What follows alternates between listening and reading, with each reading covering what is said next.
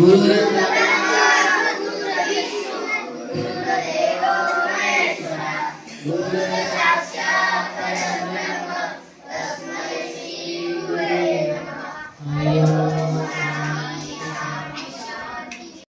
दिनांक 21/9/2024 रोजी छत्रपती शाहू महाराज निवासी वसतिगृहात श्री गुरुप्रसाद महात्मे यांनी त्यांच्या वडील कैलासवासी सदानंद महात्मे, आई सुशीला महात्मे, त्यांचे भाऊ कैलासवासी विजयकुमार महात्मे, त्यांचे सासरे कैलासवासी शंभूनाथ महिंद्रा, सासू कैलासवासी उमादेवी महिंद्रा यांच्या पुण्यस्मरणानिमित्ताने आपल्या संस्थेतील अनाथ निराधार विद्यार्थ्यांना गोड जेवणाचा कार्यक्रम ठेवलेला आहे।